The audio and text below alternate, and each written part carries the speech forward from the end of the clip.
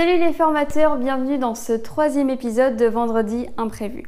Dans cette vidéo, je vais vous expliquer comment vous organiser lorsque vous avez une formation à animer en urgence. Le contexte. Votre chef vous annonce que vous avez une formation à animer tout de suite.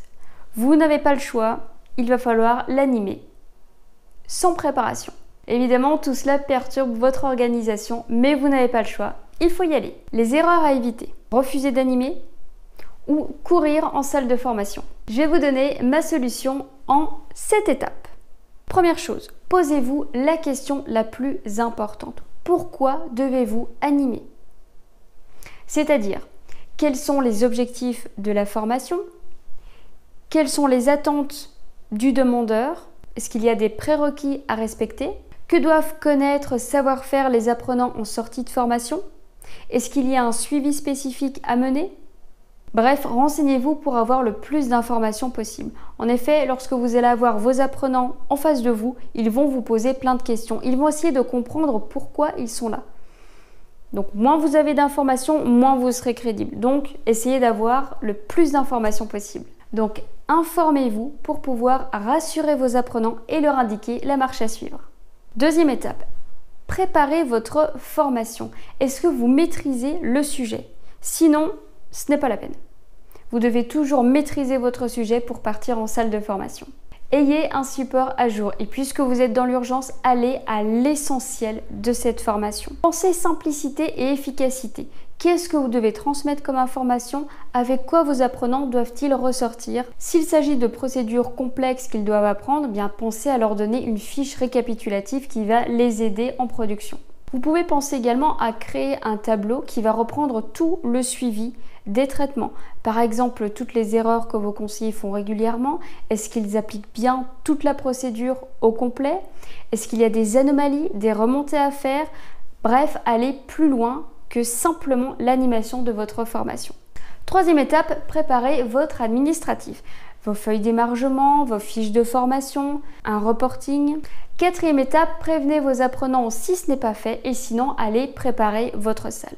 Cinquième étape, une fois que tous vos apprenants sont là, restez le plus calme possible, malgré ce caractère urgent. Prenez le lead en donnant du sens à cette formation. Répondez à quelques questions, puis donnez-leur le plan de formation.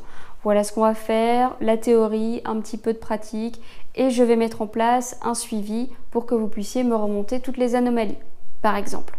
Qu'ils sachent où on va aller ensemble. Ce qui est important, c'est de les impliquer le plus possible dans cette formation et dans le suivi s'il y en a un réalisé. Sixième étape, vous allez dérouler votre formation sans courir.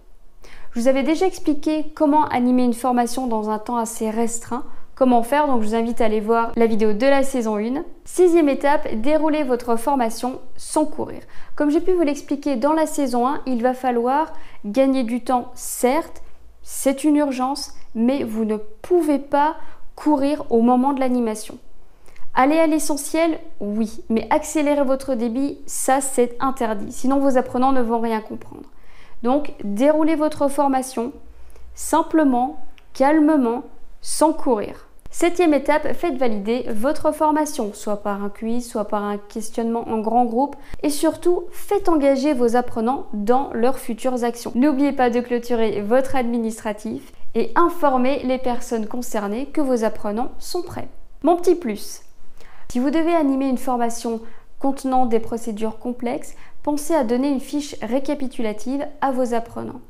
Soit en papier, soit via un dossier commun, mais leur donner une seule fiche, très simple, reprenant tout le traitement. D'abord, vous devez faire ça, ensuite ceci. Ou alors, un schéma fléché qui va leur donner l'ordonnancement à réaliser pour leur traitement. La chose la plus importante à faire est de noter cette formation dans votre planning. Elle a bouleversé complètement votre organisation. Donc, notez que vous avez réalisé cette formation. Pensez à mettre à jour vos objectifs du mois qui ont changé et de planifier le suivi qu'il y aura à faire sur le terrain. Pour toute question ou remontée, n'hésitez pas à m'en faire part en m'écrivant un petit mail juste en dessous. Rappelez-vous que si vous vous posez une question, quelqu'un d'autre se la pose également. Donc n'hésitez pas et écrivez-moi. Quant à moi, je vous retrouve vendredi prochain et je vous souhaite bonne semaine. Salut!